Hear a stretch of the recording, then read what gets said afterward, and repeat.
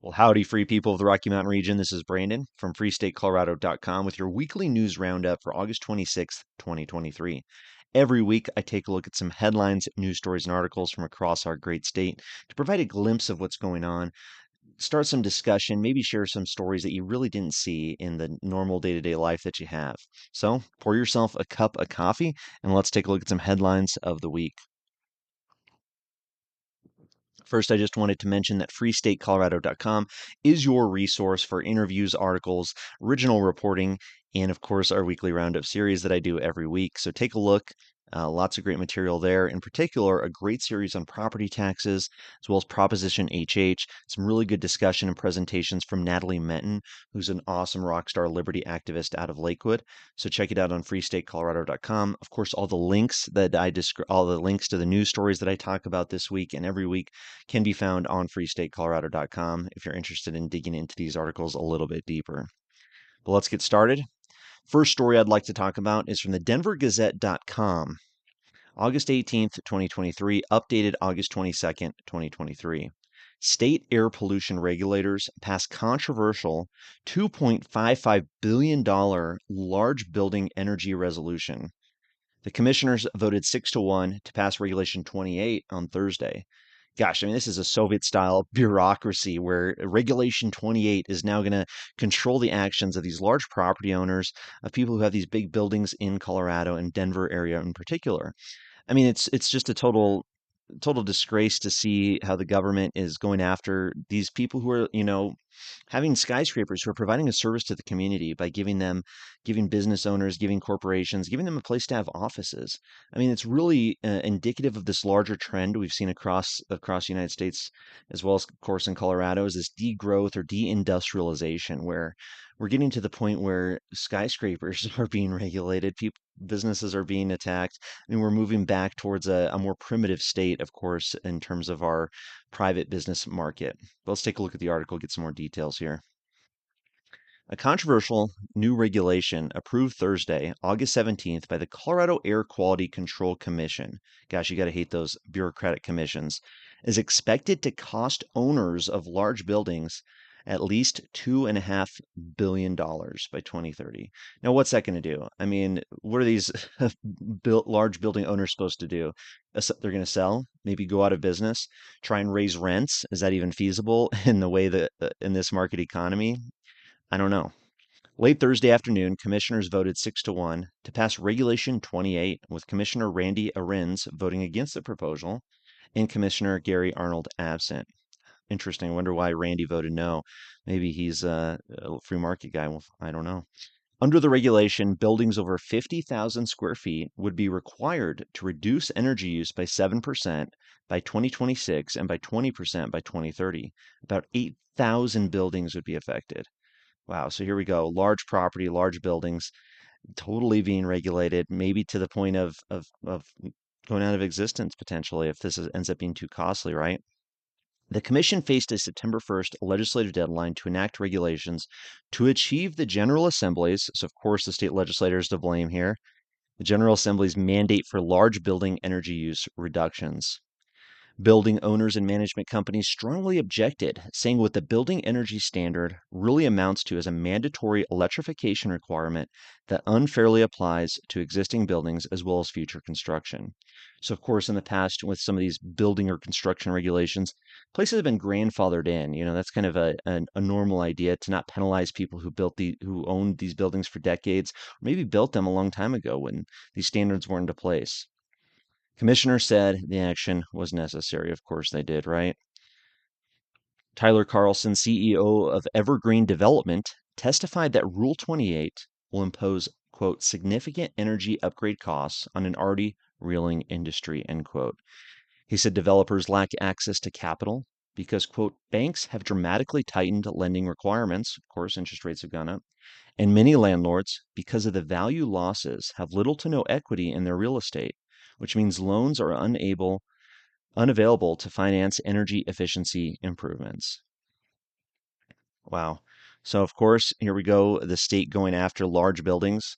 I mean, how ridiculous is this? It's just a sign of the times that we're in, where these bureaucratic Agencies like this commission and state legislators are totally disconnected from the reality of the economic situation that we're in here in Colorado and are trying to force a mandate that's going to just basically impoverish society. Anyways, let's move on, see what else we got. This was a nice opinion piece on Colorado's hunting culture, hunting environment here. So kudos for Colorado Sun for actually expressing a varying viewpoint for once. Fortunately, the Colorado Sun is it's kind of that left democratic, somewhat progressive news agency there. So it's nice to see that they're actually giving the other side a little bit of a voice. Opinion. Colorado doesn't have a hunting problem. This is from August 18th, 2023. So, of course, this article, as you may have guessed, is a response to a different article and different opinion piece. So there were more than a few points in Zorno's essay that need some clarification and aren't supported by fact. Statistics and numbers without context or practical understanding can be confusing. So is imprecise language. Zornio combined these to blur the line between poaching and hunting, and we hope to bring some clarity. Colorado has a number of problems: increasing pressure on our public lands, development and habitat loss, a worsening drought, and water shortages, a social divide between urban and rural communities, and a forest health crisis. It does not, as Zornio claimed, have a hunting problem. So it's interesting to point out that this Zornio person, of course, is conflating any of the issues that Colorado is experiencing by, of course, finding a scapegoat in hunting, which is totally ridiculous. Hunting in Colorado is conservation. It benefits our rural communities, provides food, and connects us with nature in the most intimate and primal fashion.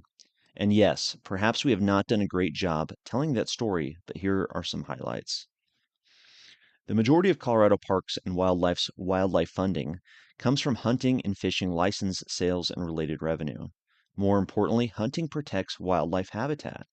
Since 2006, Colorado Parks and Wildlife has protected 250,000 acres with wildlife habitat stamp funds, and the development also manages 350 state wildlife areas, protecting another 684,000 acres. Moreover, nationally hunting supports more than 854,000 jobs. In Colorado, hunting and fishing supports 25,000 jobs. Those jobs include everything from wildlife managers and biologists to waitresses and local small business owners. Lastly, hunters have more disdain for poaching than the average Colorado resident. The vast majority of violation reports received by Colorado Parks and Wildlife come from hunters directly. Broadly lumping poachers in the company of hunters is like saying drug dealers are the same as pharmacists. Well, they might be on that one, actually. Hunting is highly regulated by state statutes, and the Colorado Parks and Wildlife Commission, which annually adopts regulations based on habitat conditions and herd health, so that wildlife populations stay strong. Serino's piece seems to dismiss the important role hunters play in sustaining wildlife populations, while conflating the legal act of wild game harvest with the illegal act of poaching. So, interesting article here. It's good to see some people actually standing up for the hunting community here in Colorado. We have Pat Dorsey of Bayfield, National Wild Turkey Federation, Ryan Bronson, the Rocky Mountain Elk Foundation, Gasper Perricone, current chair of the Colorado Wildlife Conservation Project, and a former Colorado Parks and Wildlife Commissioner. So, good article to defend and stand up for Colorado's hunting community. Check it out if you're interested. Let's go ahead and move on. So, it is back to school time. But for better or for worse, kids are going back to government schools in droves. Unfortunately, so many of these schools have become propaganda or indoctrination centers and a dangerous place for children to be for the most part. So, this great article by Ari Armstrong from August 22nd, 2023. If back to school leaves you cold, consider homeschooling. If you have any potential at all to keep your kids out of government schools, to homeschool them is definitely a better choice, especially in today's climate, in today's schools. Back to school doesn't mean anything for my family, except that various public venues are less crowded during weekdays, and sometimes we can hear band practice down the street. We homeschool year round, with only occasional breaks for travel and special events, and that works great for us. If public school isn't working well for your child, you too might consider homeschooling. There are lots of possible reasons for this. Your child is getting bullied. Your child is either bored or behind. The quality of education is poor. Test scores indicate it often is, as we talked about last week. Your child has unique needs, not met by the school. Your child wants more autonomy.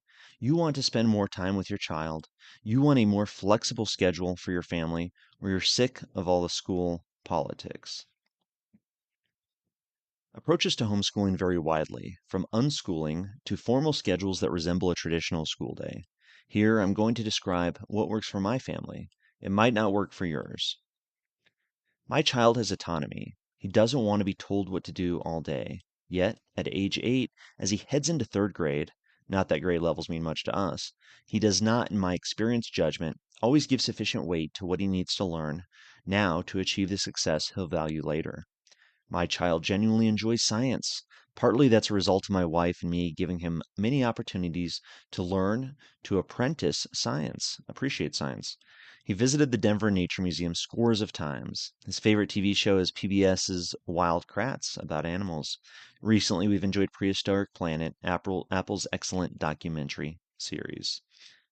So Ari Armstrong in this article goes through some of the homeschooling things they do here at his family, but I thought this part was really interesting, the financial cost. Legally, homeschooling in Colorado is very easy. You just have to send a note to a school district and meet minimal requirements. For one, of course, I think that's absolutely ridiculous that you have to report to the government, to the school district to let them know your child is not going to be attending their little indoctrination center. I mean, it's your child, it's your life. The school has no justification to require permission. The state should require no permission. You shouldn't have to ask them permission to get your kid out of schools. Or you can join an umbrella school, which is, as far as the state is concerned, is a private school. I think most homeschoolers in Colorado are not officially homeschooling according to the state. Officially, only 8,674 students were homeschooling as of January, down from 10,502 from 2021. Presumably, the decline relates to people moving on from the pandemic. Another 30,799 were registered in online educational programs, yet another option, according to the Department of Education. The larger challenge is the financial one. For most families, homeschooling is not feasible unless one adult treats it as a part time job. In our household, my wife works a more demanding job, while I work part time and spend relatively more time tutoring and shuttling our child to homeschool events. For us, the hit in income is worth the benefits. Well, that's awesome. I mean, really good for Ari Armstrong and other people who are maybe taking a little bit of a hit in income, as he says, to provide a better educational experience for their children. And most importantly, to keep them away from these government schools, these teachers who maybe don't have the best interests at hand. We've seen story after story about some of these teachers doing bad things to kids. Of course, the bullying, the drugs, everything that goes on, the danger of public schools cannot be ignored. So check that article out. It's really interesting and really appreciate Ari Armstrong sharing his story about homeschooling his child. Let's go ahead and move on.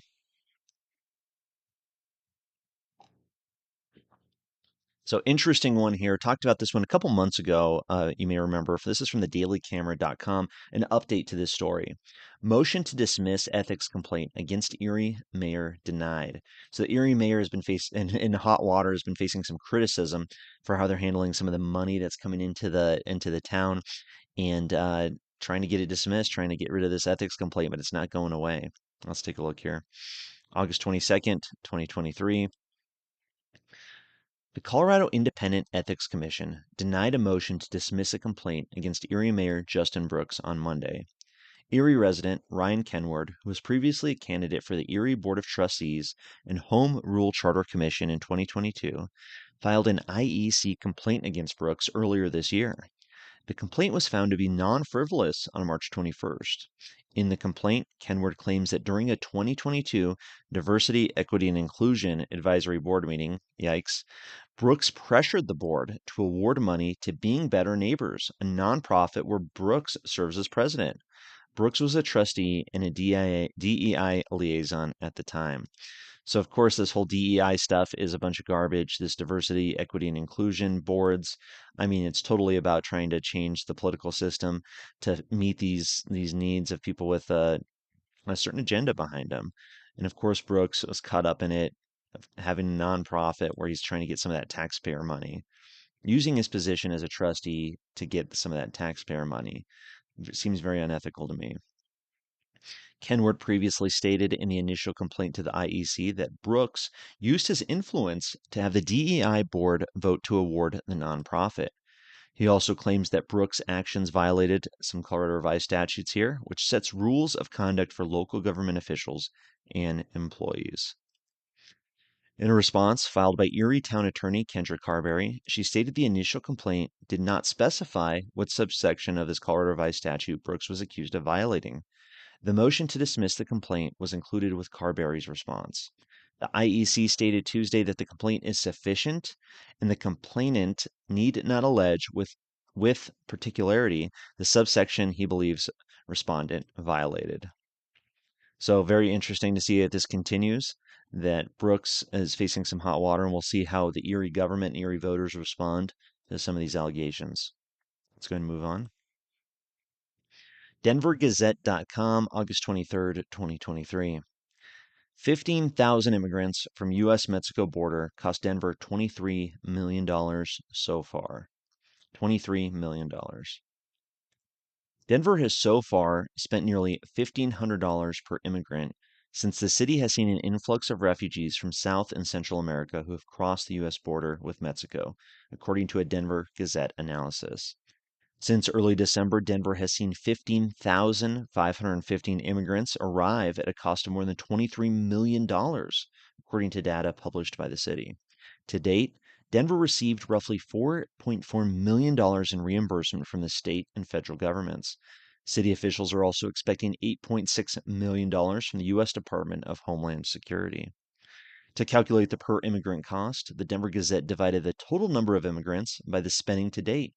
That came out to roughly $1,482 each. For comparison, the city has also been pouring significant resources into Denver's growing homelessness crisis. Last year, Denver spent $152 million on this problem.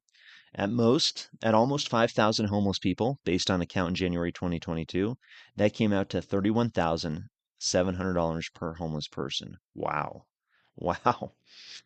The January 2023 count put the number of homeless people at 5,818 in Denver. At $254 million in allocation this year, that means the city is spending nearly $43,000 for each homeless individual. Wow. In addition to feeding and temporary housing immigrants, Denver taxpayers have also paid for $8,100 in airline and bus tickets since December 6. City officials told the Denver Gazette on Tuesday. So pretty interesting to see all of this cost, all of this money being spent in Denver. I mean, when you consider $23 million, what could $23 million in Denver do? And then you consider $152 million on homelessness, or now this year, $250 million on homelessness. So, I mean, if you take this immigration issue, the homelessness issue, I mean, they're not totally disconnected, right? There's a reason this article brings them both together here. But $250 million in homeless allocation this year in Denver, plus another $23 million for this immigration issue. And that's a lot of money that Denver taxpayers are fronting, or maybe not even all Denver taxpayers, as we've seen some of that money is coming from outside places. But taxpayers in general, that government is using 23 million, 250 million. I mean, it's a lot of money. All at the same time, while the roads are falling apart, crime is out of control. There's a lot of other significant issues in society. Of course, these issues need to be addressed, but it's just interesting to see where this money is going. Well, let's move on, see what else we got in the headlines this week.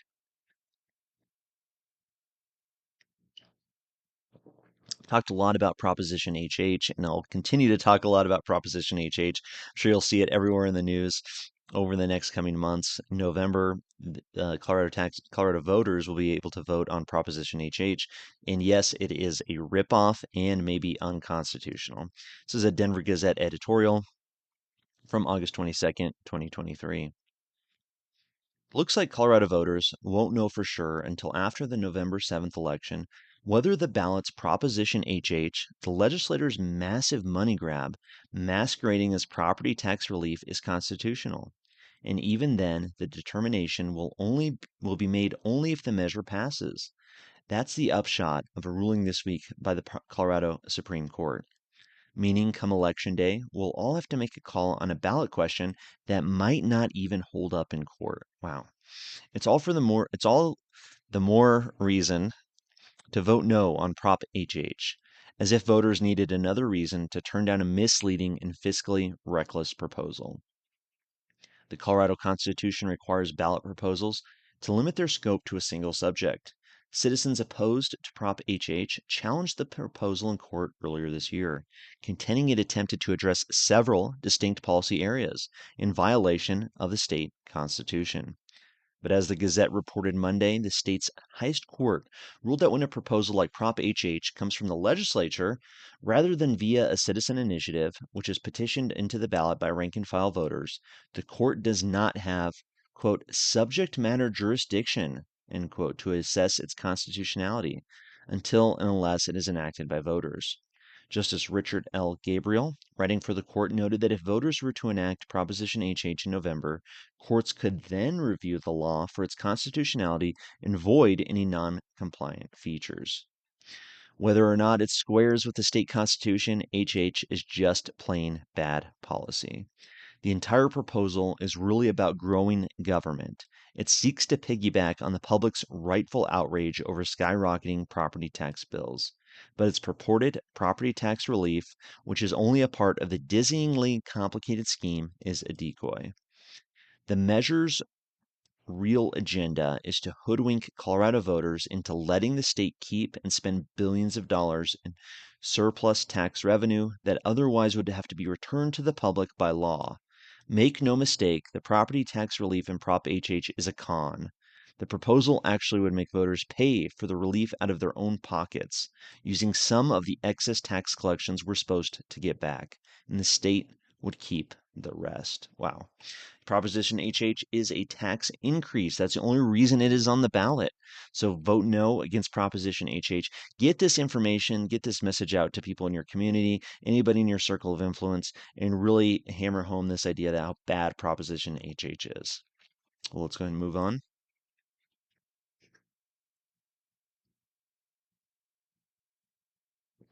This is from the Courthouse News Service. Colorado tax advocates get second chance at First Amendment claims in donor disclosure lawsuit. The Colorado Union of Taxpayers, great organization, has standing to sue the state over its donor disclosure requirements. August 23rd, 2023.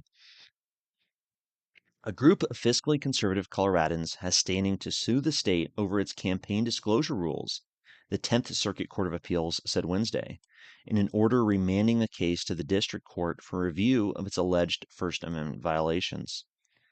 For standing, Colorado Union argues that it fears an enforcement action. The credibility of that fear involves a fact issue that prevents summary judgment, wrote Circuit Judge Robert Bacharach in a 28-page opinion. The Colorado Union of Taxpayers challenged the state's disclosure requirements in a lawsuit filed on September 11, 2020. The Colorado Stop the Wolf Coalition was also an original party on the case, but left in 2021. Since 1976, the nonprofit CUT has advocated against excessive taxation, regulation, and government spending, according to the organization's website. CUT spent nearly $3,500 on ballot advocacy in 2020, triggering Colorado's requirement that it register as a small-scale issue committee. The prior year, the organization spent $5,001 on ballot issues, qualifying it as a regular issue committee and thus requiring more extensive donor and expenditure disclosures. Senior District Judge Christine Arguello, a George W. Bush appointee, issued summary judgment in favor of Secretary of State Jenna Griswold in March 2022, finding the organization lacked standing because the state has not taken steps against CUT to enforce the rules at issue. The 10th Circuit reversed this dismissal and remanded the case for consideration on the merits of its claim that donor disclosure violates CUT's First Amendment rights. Donor disclosure violating CUT's First Amendment rights. That's a big issue. Campaign finance issues like this have been going on for a long time, of course, since the whole Citizen United situation many years ago. Interesting to see that one of our local organizations here, a Liberty Group, Colorado Union of Taxpayers, is fighting back in court against the state. Wednesday's ruling follows in lockstep with the Supreme Court's June decision in 303 Creative versus Lanus, another pre-enforcement lawsuit, which found a Christian web designer could exclude same-sex couples from the wedding website business she planned to launch. Given our recognition of a fact issue on standing in 303 Creative, we conclude that a fact finder could reasonably find a credible fear of enforcement against Colorado Union, even though it had spent less money on ballot issues than Unite for Colorado, Bacharach wrote. In the District Court of Denver, dark money group Unite for Colorado, which spent millions of dollars backing state candidates, also sued to block the state's disclosure requirements and won earlier this year.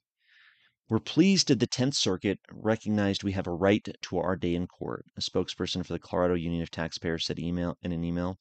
With this appeal behind us, we look forward to returning to the trial court and getting to the heart of the important First Amendment issues at stake here.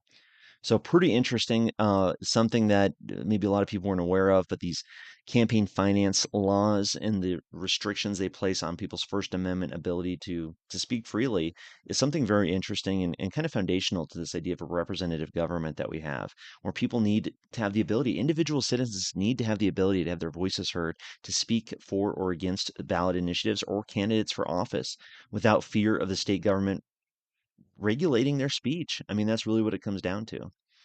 So check that out if you're more interested in that kind of issue. I'll keep an eye on those as well. Very fascinating. Wanted to share this. It's a sad story. Hate to even bring this stuff up, but this is a reality in Colorado. This is a reality in the Denver metro area. It just shows what is going on. I mean, every day there's so much stories about crime, violence, growing gang violence, theft, and robbery. I mean, it's shocking and frightening on many levels. But this one I felt was worth sharing. August 24th, 2023. CBSNews.com. Colorado father killed after confronting alleged scooter thieves in yard. Wow. Colorado police are investigating after a man was fatally shot while trying to intervene in alleged theft from his own backyard. Police said in a news release that a shooting was reported on Aurora, Colorado's Paris Street in the city's Del Mar Park neighborhood at around 4:39 a.m. local time on Wednesday. Responding officers found a 49-year-old man inside of a home with a gunshot wound. Police and other first responders took life-saving measures, but the man who has not been identified died at the scene. This man died in his own home, trying to protect himself and protect his family from thieves and criminals. This is what the state of Denver Metro is. The news release said the investigating officers found the man and his son were awakened when they heard two people allegedly stealing scooters parked in the backyard of their house. The father and son confronted the suspects who allegedly drove away on the stolen scooters. The father and son chased the alleged thieves in a pickup truck and shots were fired at the vehicle. Police said that the father and son returned home. Then a vehicle drove by the front of the house and fired several rounds into the house. That was how the man was fatally wounded, police said. Wow. Investigators identified multiple scenes connected to the incident that included yards in the neighborhood where the scooters were recovered. Wow, absolutely horrible. I mean, to think in your own community, your own backyard, that these criminals can come in and then come back and shoot you. I mean, it's a tough situation out there. People be prepared for situations like this. Unfortunately, I mean, until the crime situation gets under control, this is the norm in the Denver metro area. Well, let's go ahead and move on.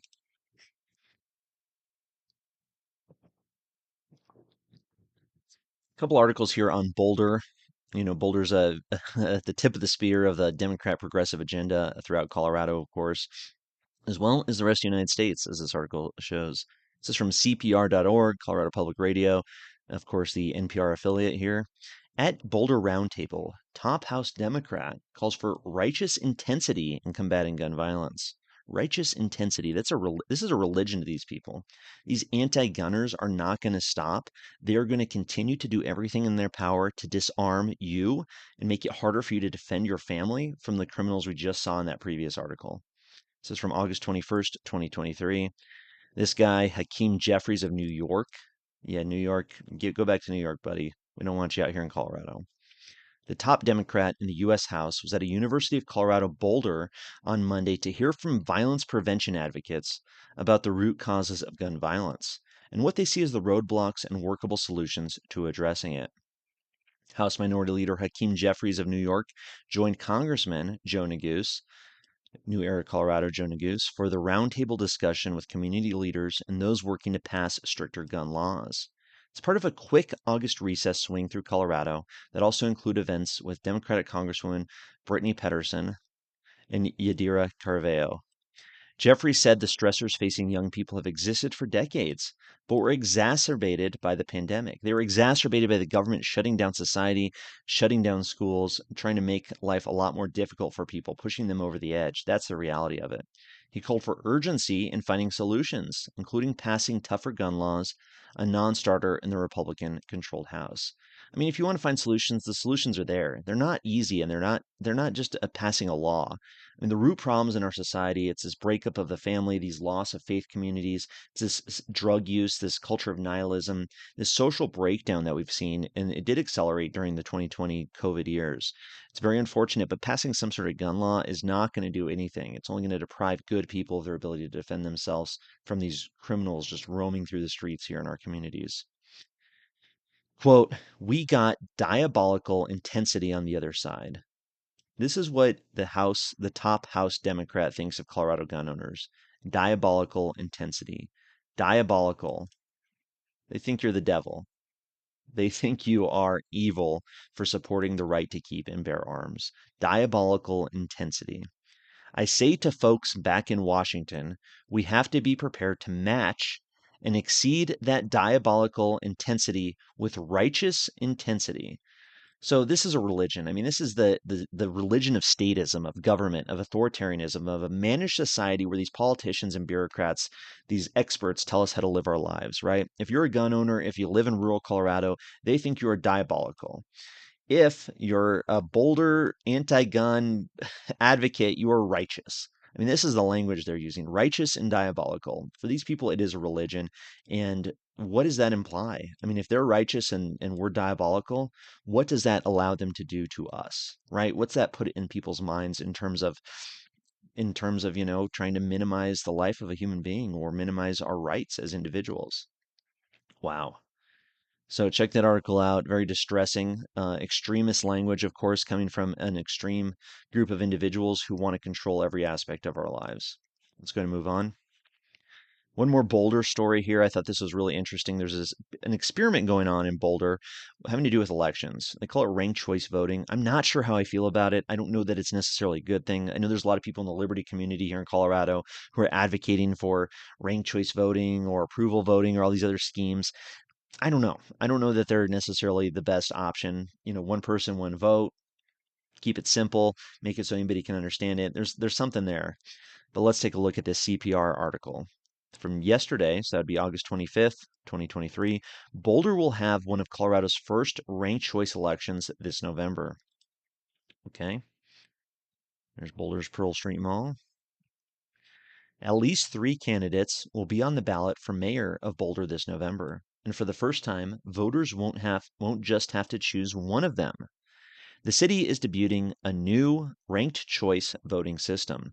Instead of casting a single vote for a single candidate, voters will instead be asked to rank the candidates first, second, third choice. Boulder voters approved the creation of the new system back in 2020, but it's being used for the first time this year. A new state law has made it easier for local governments to adopt ranked choice, and the Boulder race could be a test case. So it'll be very interesting to see how this plays out. The system is meant to allow voters to express their true preferences in races with 3 or more candidates, rather than worrying that they'll throw away their vote if they choose a candidate who is unlikely to win. Boulder is only using ranked choice for its mayoral election, not city council. Once they get their ballots, voters will be allowed to rank as few or as many of the mayoral candidates as they want. Officials will then count how many voters selected each candidate as their top choice. If one of the candidates got a majority of those first place votes, more than 50%, they'll be declared the winner, just like a normal election, okay? But if nobody gets a majority, then the ranking would come into play. First, the weakest candidate would be eliminated. And if you voted for that losing candidate, well, now your ballot would instead count for your second choice candidate. Linda Templin, executive director of the advocacy group Ranked Choice Voting for Colorado, thinks that it'll change the dynamic of the Boulder race. Candidates, quote, have to start comparing and contrasting themselves with the other candidates based on the issues, said Templin. They can't resort to personal attacks and be successful at it because they might need second choice votes to win. And you can't pick those up if you've been slinging mud. Well, you still might be able to pick them up. Let's be real. In other words, candidates can't necessarily afford to alienate the supporters of their rivals. The system also has another major side effect. In traditional municipal elections, there often is a second runoff election between the top two candidates, but runoffs aren't necessary in ranked choice voting.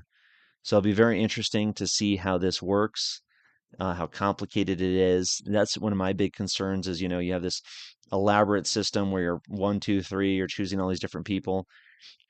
Is that really the best way we want to select people where it ends up being the second best choice that gets elected? I don't know. I don't know. It'd be interesting to see. Maybe it'll be a good thing. I'd be curious what you think about it. All right, couple more articles here. Two more. Of course, want to leave you on a on a positive note here. Wish we had more positive news to cover, and I'm sure it's out there. If you know of any positive news, please let me know. Leave a comment or a reply on the website. This is denvergazette.com. Are Colorado's two biggest cities headed toward a doom loop? Vince Bizdek, August 20th, 2023, August 21st, 2023. So I thought this was pretty interesting. I've heard this term doom loop on a podcast I was listening to recently, so I was curious to see it mentioned about Colorado. Let's take a look at the article. When Mayor Suthers exited office in Colorado Springs recently, he said the thing that keeps him up at night is the prospect of the city becoming another San Francisco, Seattle, or Portland. Look at Seattle today. They are spending $1 billion a year on homelessness. They have nothing to show for it. Well, hey, Denver, as we saw in a previous article, spending $250,000 on homelessness, and they don't have much to show for it either. New Mayor Mike Johnston of Denver said something similar in an interview that one of the biggest risks Denver faces is a doom loop like the one threatening San Francisco, in which increased homelessness, crime, and remote work drive businesses and individuals out of downtown forever. Well, the first article we covered today is this new bureaucratic regulations going after large buildings. You think that's going to drive people out of downtown? Of course it will. A Wall Street Journal article in the past few days made the point that downtown San Francisco's economic health is now worse than nearly every other major urban center. Its 25.7% office vacancy rate is close to 10 percentage points higher than the U.S. vacancy rate of 16.4%, according to commercial real estate firm Colliers International. Retailers like Nordstrom and Banana Republic have announced in the past few months that they are closing their downtown San Francisco stores, the journal wrote. The owner of the city's biggest mall, located downtown, is handing it back to the lender rather than continue to make debt payments. So next year, the city is going to face its first deficit in years because it has lost its commercial tax base. So this is the doom loop here. If we can't improve our street conditions, people won't come back. That's the doom loop. San Franciscan Tom Wolfe, director of the West Coast Initiatives for the Foundation for Drug Policy Solutions, told us recently during a town hall on homelessness sponsored by the Denver Gazette and Colorado Politics. I'm really worried for Denver that they don't get caught in the same cycle. 5 years after roaming the streets of San Francisco as a homeless person, struggling with heroin and fentanyl addiction, the now recovered Wolf offered a stark message to Denver. What I noticed when I went to Denver last month, and I met with Mayor Hancock and other outgoing officials over there, was that the level of suffering on the street is the same as it is in San Francisco. There just weren't as many. But it still raised the alarm bells for me because everything I saw visually, from what I smelled, what I heard, people I talked to, it's moving in that same direction. San Francisco has between 8,000 and 20,000 homeless on its streets, where Denver has between 6,000 and 7,000, and Colorado Springs between 1,000 and 2,000. The phrase doom loop was repopularized by Arpit Gupta, a finance professor at New York University, in a paper he wrote last year called Work from Home and the Office Real Estate Apocalypse, warning that many major U.S. cities could be on the brink of slipping into such downward fiscal spirals. So pretty interesting. Of course, the government policies are only making this situation worse. When you raise taxes, when you take away people's tax refund money, when you make it harder for people to afford to live in your community and push them out, when you go after commercial businesses, push them out of your community and attract criminals, attract homeless population, What do you think's going to happen? I mean, come on.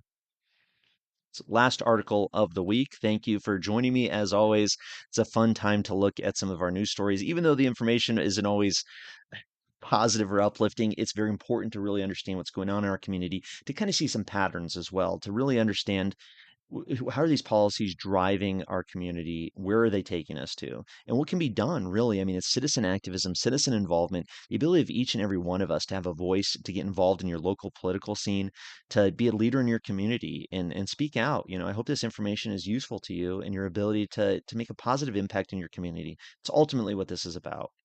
But let's check out this last article. This is from the denvergazette.com. Another Denver radical vies for a House seat. Jimmy Sengenberger.